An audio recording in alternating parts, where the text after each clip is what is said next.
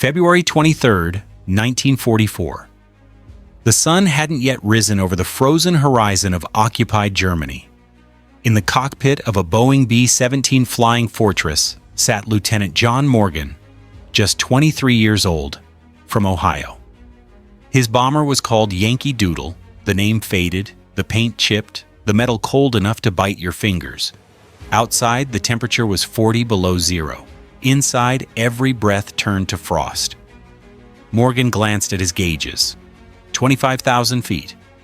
Airspeed steady.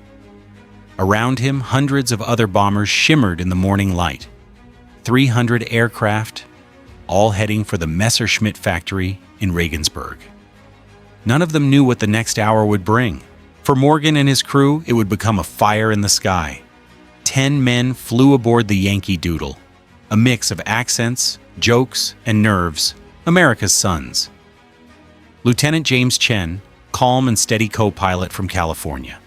Lieutenant Robert Walsh, navigator from Massachusetts.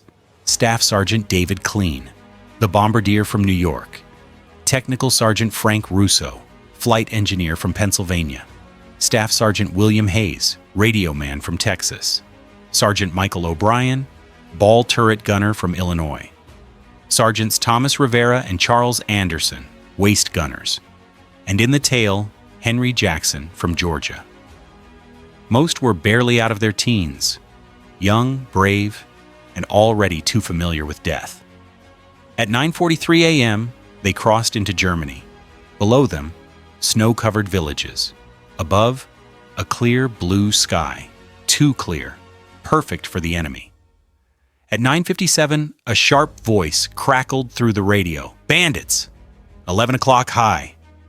Morgan's stomach dropped. Here they come. Dark shapes burst out of the sun. Focke-Wulf 190s screaming toward them. Cannon fire lit up the sky. Red tracer rounds sliced through the formation. The Yankee Doodle shook as shells tore through her aluminum skin. Russo returned fire from the top turret, hot shell casings bouncing off Morgan's boots. The first wave passed. They were lucky. But over Germany, luck never lasted long. The next attack came head-on.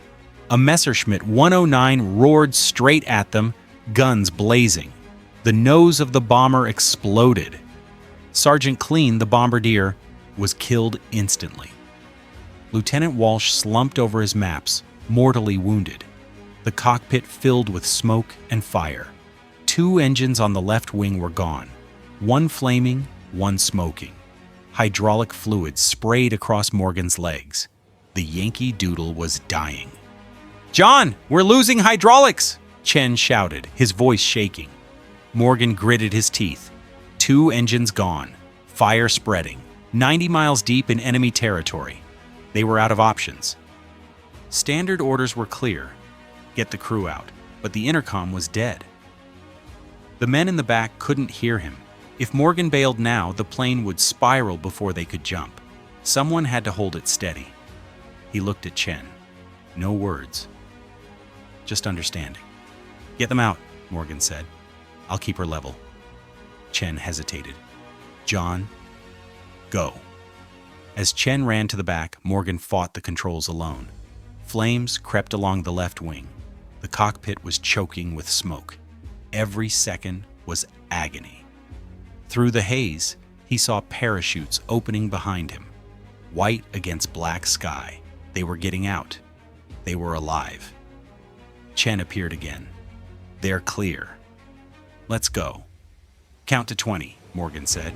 "John, we don't have 20 seconds. "Then make it 10. "Now jump." Chen jumped. Morgan stayed. At 17,000 feet, the left wing gave way. The metal snapped. The bomber rolled violently, spinning out of control. Morgan wrestled with the yoke. One last fight, then let go. He grabbed his parachute, crawled toward the hatch, and jumped. The freezing air hit him like a punch. Behind him, Yankee Doodle broke apart. Wings, tail, fuselage, all torn to pieces. For a moment, the sky was full of fire, then silence. His parachute opened. The world slowed. He looked around. 9 parachutes, 9 men alive. He'd kept his promise. Morgan landed hard in a snow-covered field. He buried his parachute, checked his survival kit. Chocolate, a silk map, compass, fake German marks. He was 180 miles from Switzerland, alone. German troops swept the area. Their voices and cigarettes came within feet of him. He didn't move. He didn't breathe. Hours later, when the coast was clear, he began walking south. Then, a whistle. 3 short chirps. The crew's signal. Morgan? That you? It was Chen. By midnight, they found 4 more. Russo, Hayes, O'Brien, and Jackson. 6 alive. The rest, missing. "We're 90 miles inside Germany," Morgan said. "Switzerland's our only hope." A week's walk through enemy land, no one turned back. They moved at night, freezing, starving, terrified. But on the second day, German patrols found them. Gunfire echoed through the forest. When it was over, Chen, Russo, Hayes, and O'Brien were captured. Only Morgan and Jackson escaped. 3 days later, hungry and exhausted, they were caught by German police. Morgan gave only his name, rank, and serial number. A Luftwaffe officer studied him and said quietly, "You are the pilot who stayed at the controls so your men could escape." Morgan said nothing. He and Jackson were sent to Stalag Luft 3, the same camp made famous by the Great Escape. Morgan spent 15 months in captivity, starvation, beatings, freezing marches. When the camp was finally liberated, he weighed just 115 pounds. Back home, he learned that all his surviving crew made it back too, except Clean and Walsh. For his courage, Lieutenant John Morgan was awarded the Distinguished Flying Cross. The citation read, "For extraordinary heroism in maintaining control of his aircraft under fire, enabling 9 crew members to escape certain death." Morgan never called himself a hero. He said quietly, "I was just doing my job." The Yankee Doodle was only one of thousands. Of the 12,000 B-17s that flew over Europe, 2/3 never came home. The sky was a killing field. Flak, fire, and fear everywhere. But they flew anyway. Because courage wasn't about living. It was about holding the line long enough for someone else to live.